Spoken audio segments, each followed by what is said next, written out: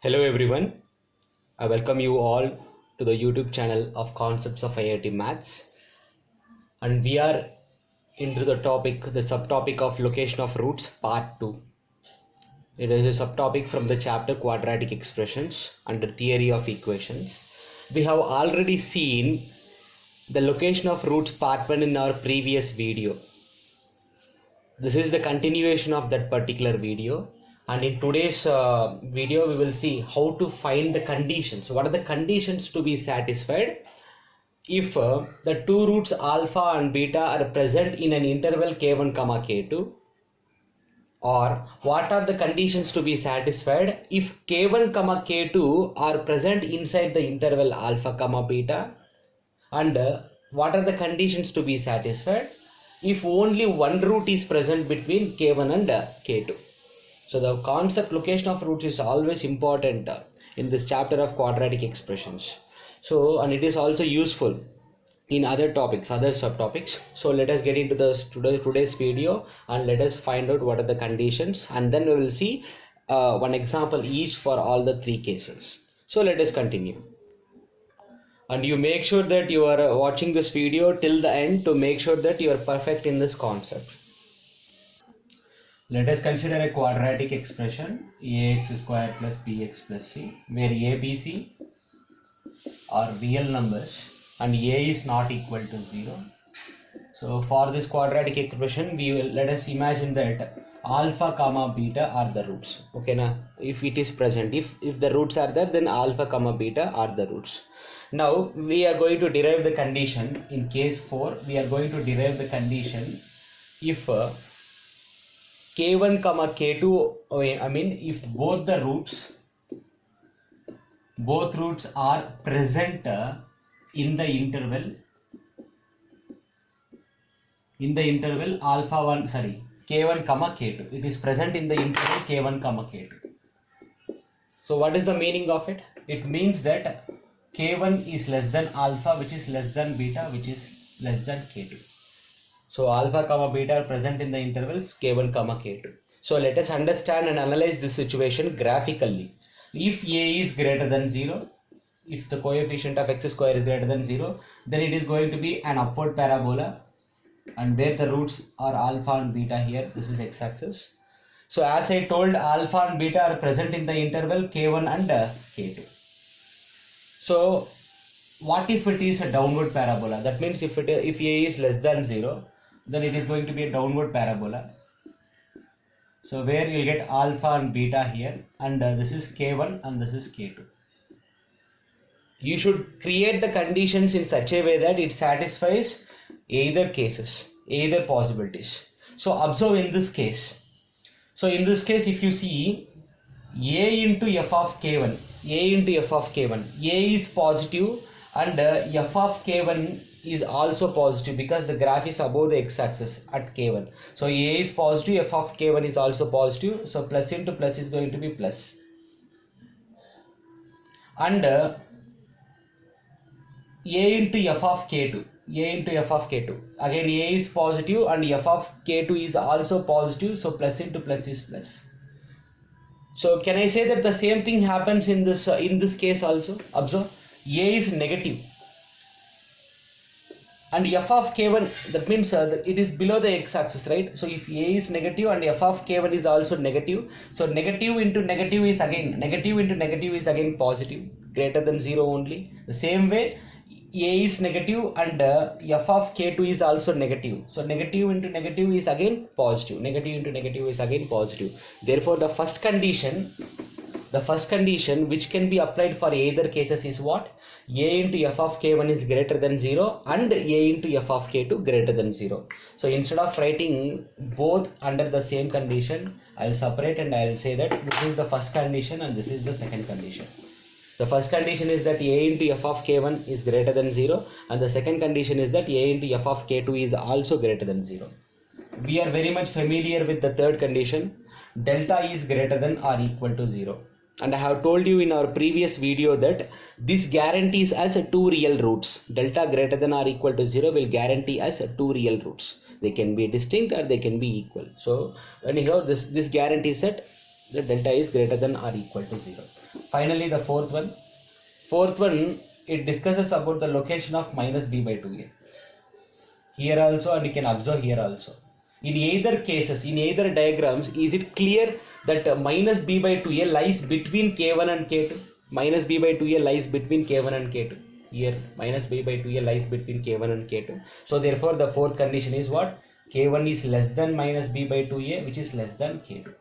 So these are the four conditions which must be used, which must be satisfied if both roots are present in the interval k1 and k2. If these four conditions are satisfied, then we can say that the roots alpha and beta are present in the intervals k1 and k2. Now let us go for the case 5, where alpha comma beta, where k1 and k2 are constants present inside alpha and beta. That means k1 and k2 lie between alpha and beta. Let us go for that case. Case 5. Here we are into case 5, where k1 and k2 are present in the interval alpha and beta. So first let us go with upward parabola, alpha and beta.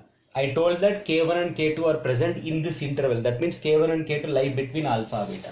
So this is k1 and this is k2. Let us imagine that this is k1 and this is k2. Similarly, if it is downward parabola, this is downward parabola, where this is alpha and this is beta. I can take this is k1 and this is k2.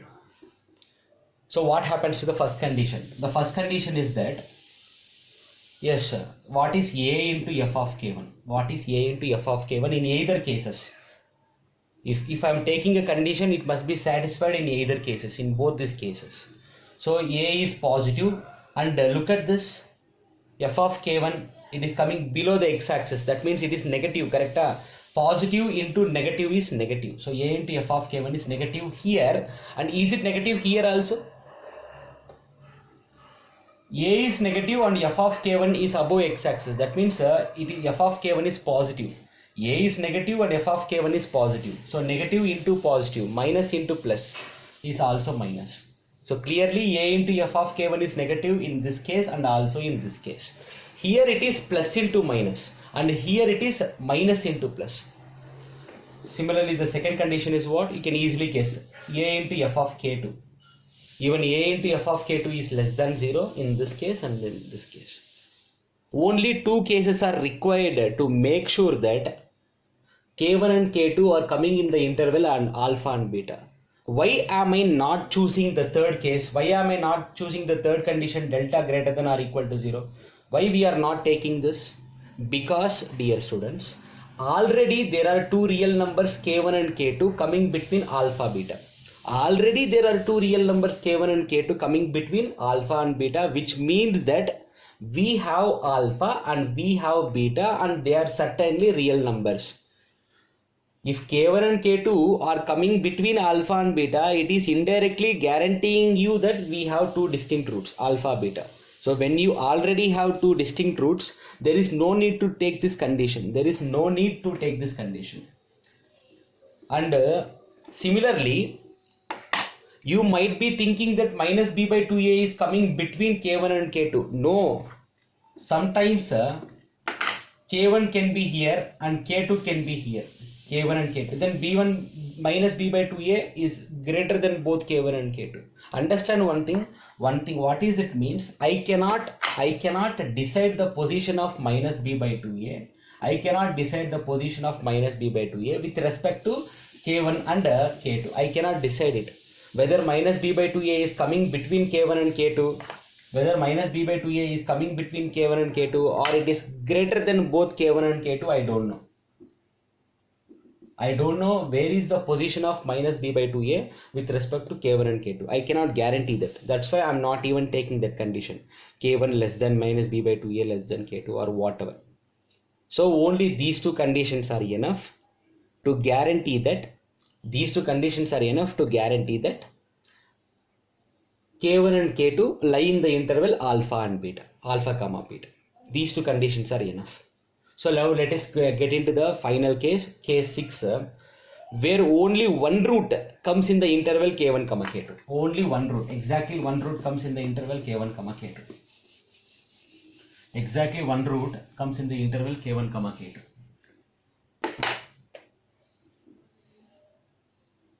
So exactly one root is present in the interval k1 comma k2. Only one root is present. What is the meaning of it? Let us understand this using graphs. If it is upward parabola, this is alpha and this is beta. So in the interval k1 and k2, only one root is present. It can be alpha or it can be beta. So according to our diagram, I am taking alpha between k1 and k2, or you can take beta also. Let us consider alpha. And what if it is a downward parabola? So here is k1 and here is k2. So only one root, exactly one root is coming between k1 and k2. Exactly one root is coming between k1 and k2. Here, dear students, the only thing you have to understand is, first let us understand here. Let us observe here. What is a into f of k1? A is positive, a is plus, and f of k1 is also plus. So plus into plus is plus. Okay, and what is a into f of k2? A into f of k2. A into f of k2, what does it says? A is plus and f of k2 is minus. It is coming below the x-axis. So this is plus into minus, it is minus. Okay, so this is for upward parabola. This is for upward parabola. Now go and check it for downward parabola. What does it happen? What does it happens in downward parabola? A into f of k1. Look, a is negative. And f of k1 is also negative, correct or not? F of k1 is also negative. It is coming below the x-axis. A is negative and f of k1 is also negative. So that means negative into negative is positive. Negative into negative is positive. Next, A is negative and f of k2. A is negative and f of k2 is positive. So negative into positive is negative. So but it doesn't mean that I will write the condition as this and this. It doesn't mean that. But the common condition is not written like this. The common condition is written by taking the product of these two. What is the product of these two, dear students? A into A is A square into f of k1 into f of k2. F of k1 into f of k2. So plus into minus. This is positive and this is negative. So plus into minus is minus. A square is always positive. Whether A is positive or A is negative, A square is always positive, so we can ignore it. So therefore the final and required condition is f of k1 into f of k2 less than 0. So this is the only condition required to make sure that exactly one root comes between k1 and k2. This is the only condition. You don't have to take these things, you don't have to take these things. The only thing you are supposed to take is f of k1 into f of k2 less than 0. And I have seen students getting confused. In which cases should I take a into f of k1 separately, a into f of k2 separately and solve? In which cases I should take f of k1 and f of k2 combinedly? Students used to get confused. So let me tell you one thing, dear students. If both k1 and k2 are coming, if both k1 and k2 are coming between the roots, then you take them separately. A into f of k1, a into f of k2. You take them separately and you solve it. Or if both k1 and k2 are not coming between alpha and beta, then also you take a into f of k1 separately, a into f of k2 separately. But if k1 is not coming between alpha beta and k2 is coming between alpha beta, look at this. Now k1 is outside and k2 is inside. If k1 is outside and k2 is inside, one is outside, another is inside. In that case, I will take them combinedly. f of k1 and f of k2, product of them less than 0. So when I will take f of k1 into f of k2 less than 0 within same condition, when I will take them within same condition means if k1 comes outside and k2 comes inside. And when I will take them separately, f of k1 separately and f of k2 separately, when I will take them separately, if both k1 and k2 comes inside alpha beta, I will take separately. If both k1 k2 comes outside alpha beta, then I will take separately. Are you understanding this? I hope you understanding this. I hope you understand and you remember this. These things are very easy. So therefore, the only condition required is what? The only condition required that exactly one root comes between k1 and k2 is f of k1 into f of k2 less than 0. This condition is enough. If it is satisfied, exactly one root comes between alpha and beta. So to understand this concept now, let us get into examples. Here is the question. Let f of x is equal to x square minus of p minus 3 into x plus p equal to 0. So this is a quadratic polynomial where p is a real number. We are supposed to find the value of p such that in that first sub quotient, I have written only first sub quotient. In that, what he told, both roots lie in the interval 1, 2. Both roots lie in the interval 1, 2. So let us solve it graphically. First of all, observe that the coefficient of x square is 1. So it is positive. So we are supposed to take upward parabola alpha, beta. Both the roots alpha and beta lie in the interval 1, 2. So if this is the interval 1, 2, inside the interval 1, 2, we have alpha and beta, and this is upward parabola, clearly. So what is the first condition? The first condition is that a into f of k1 is greater than 0, correct? So a is positive and f of k1 is also positive. So a means coefficient of x square, which is 1. F of k1 means 1. So we can find f of 1 by substituting x as 1 in this polynomial. So if x is 1, what happens? 1 square minus of p minus 3 into 1 plus p greater than 0. So this is 1 minus p, minus into minus, plus 3 plus p greater than 0. P and p gets cancelled, plus p and minus p. You will get 4 greater than 0, which is always true. 4 is always greater than 0, right? So therefore the first condition will say that for every real number x, this is true. The first condition says the solution given by first solution is what? First condition is x belongs to R, which means that you don't have to consider this. So let us go for the second condition. Now in the second condition, it is what? A into f of k2 greater than 0. So a is 1 into f of k2 means the second constant 2, which is greater than 0. So solve it. F of 2, what is it? 2 square minus of p minus 3 into 2 plus p greater than 0. So 2 square is 4, minus 2 into p is minus 2p, minus 2 into minus 3 is plus 6, plus p greater than 0. So you will get 10 minus p greater than 0. But I want p to be positive. So multiply with minus on both sides. You will get plus p minus 10 less than 0, because the inequalities will change. So this is the second solution that I have got while solving the second condition. Now what is the third condition? There is a third condition called delta greater than or equal to 0. So we have already solved how to find delta greater than 0, how to solve this in the previous video in part 1, because the question is same except the sub questions. So we have already solved it and we have found that p minus 1 into p minus 9 greater than or equal to 0. So please refer the part 1 and then refer part 2, right? So fine. So this is the interval that we get, the inequality that we get from the third condition. Next, fourth condition. What is the fourth condition? K1 less than minus b by 2a less than k2, correct? So k1 means 1 less than, minus b means minus of minus p minus 3, that means p minus 3, minus of minus means plus p minus 3, divided by 2 times a means 1, so which is less than, k2 is 2.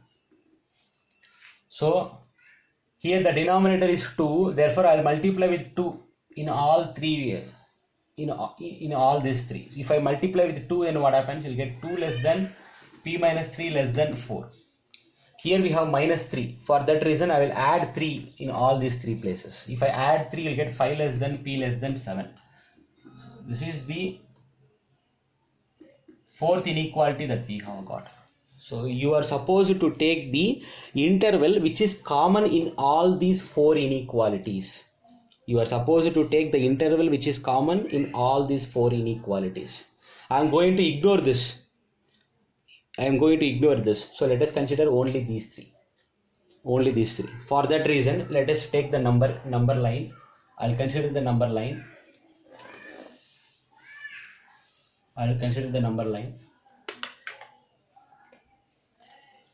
Take all the zeros from these polynomials. Here we have got 10. Here we have got 1, 9. And here we got 5 and 7. Write these numbers in increasing order. 1, then 5, and then 7, then 9, and then 10. So infinity minus infinity. So the second one says p is less than 10, correct? P is less than 10 only, na? So p is less than 10. And this says, what is it? This says to not take the numbers between 1 and 9. Because the greater than symbol says not to take the values between 1 and 9. We have discussed how to solve this in our previous videos. You can check it. Do not take the values between 1 and 9 means what? You can take all the values less than or equal to 1. And you can also take all the values greater than or equal to 9. And the third inequality says, what does the third inequality says? The third inequality says to take the values between 5 and 7. Between 5 and 7. Now you are supposed to take that particular interval where we have 3 lines. 3 lines. Here I have 2 lines. Here I have 2 lines in this interval, and here also I have 2 lines, but there is no such interval which contains 3 lines, correct? The interval minus infinity comma 1 contains 2 lines. The interval 5 comma 7 contains 2 lines. The interval 9 comma 10 contains 2 lines, but there is no such interval which contains 3 lines. What is the meaning of it? This means that there is no solution. You can find that there is no such value of p. There is no such value of p which guarantees you the 2 roots between 1 comma 2. Which guarantees you 2 roots between 1 comma 2. So or else you can also write the answer like p belongs to pi. You can also write the solution as p belongs to pi. So therefore the solution of this question is what? P belongs to pi. There is no such value of p for which the roots comes in the interval 1 comma 2. Now let us go for the next sub question. Here is the next sub question. For the same quadratic equation, find the values of p such that 1 comma 2 lies in the interval alpha comma beta. 1 comma 2 lies in the interval alpha comma beta. So that means, let us understand this graphically. It is an upward parabola because the coefficient of x square is positive. Here are our roots alpha and beta. The roots alpha and beta, and both the numbers 1 comma 2 comes in the interval alpha beta. Here is 1 somewhere and here is 2 somewhere. So we know that for this case there are only 2 conditions. The first condition is a into f of k1 greater than 0, and the second condition is a into f of k2 greater than 0. We are supposed to take these 2 conditions separately, f of k1 condition separately and f of k2 condition separately, because both the numbers are coming inside alpha beta. Or you can also take these 2 conditions separately when both numbers 1 and 2 comes outside alpha beta. Okay, now please remember this. I'm stressing this point. Okay, a into f of k1 greater than 0, a into f of k2 greater than 0. That's it, only 2 conditions. So anyhow, a means coefficient of x square, which is 1. So 1 into f of k1 means f of 1 only. I'm sorry, there is a small mistake. It is not greater than, it is less than. Observe, a is positive and f of k1 is negative. Plus into minus is minus. Okay, now here also plus into minus is minus. So a into f of 1 less than 0. We have already solved what is f of 1 in the previous sub question, and for f of 1 I have got 4. This is saying that 4 is less than 0. This is saying that 4 is less than 0. Can you tell me for what values of p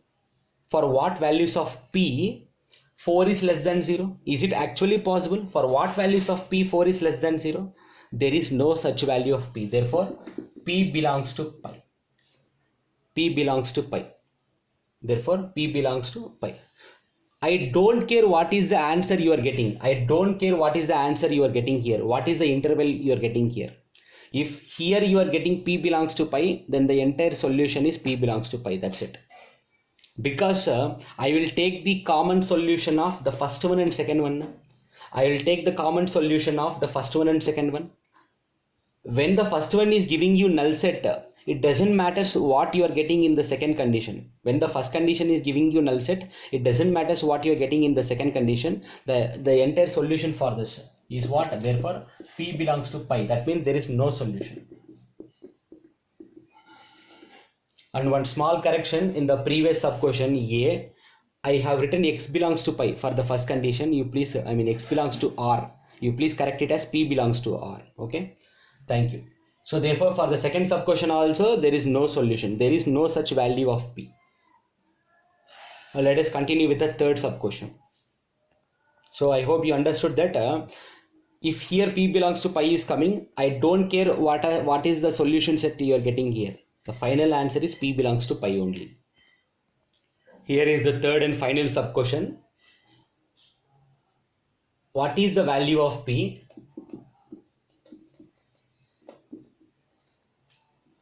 What is the value of p if exactly one root comes in the interval 1, 2? Only exactly one root comes in the interval 1, 2. So let us see this. First analyze it using the graph. It is an upward parabola where this is alpha and this is beta. Only one root comes between 1, 2, correct? So let us imagine that alpha is the root which comes between 1 and 2. Let us imagine that alpha is the root which comes between 1 and 2. So as I told you already, if one number comes outside alpha beta and another number comes inside alpha beta, then we are supposed to take f of k1 into f of k2 less than 0. We are going to take these two combinedly in the same condition. F of k1 and f of k2 will be taken combinedly in the same condition. Use it, you will get your answer. So f of k1 means 1 and f of k2 means 2 less than 0. And we have already found f of 1 in the previous sub questions. F of 1, if you substitute x as 1, you will get 4 here. And what if you take f of 2? So what will you get? 2 square minus p minus 3 into 2 plus p less than 0. Even we have done this also, right? So 4 into 4, you can divide with 4 on both sides. So this 4 is gone. This 4 is no more. So we have 4 minus 2p plus 6 plus p less than 0. So continue solving this. You'll get 10 minus p less than 0 and multiply with minus on both sides because I want plus p here. So plus p minus 10 is greater than 0. So which means p is greater than 10. That's it. So therefore, what is the interval in which p lies? So that exactly one root comes between one root comes between 1 and 2. So what is the interval in which p lies? Therefore, p belongs to 10, infinity. You can take any number greater than 10 in place of p. Certainly one root comes between 1, 2. So I hope you understood this concept, dear students.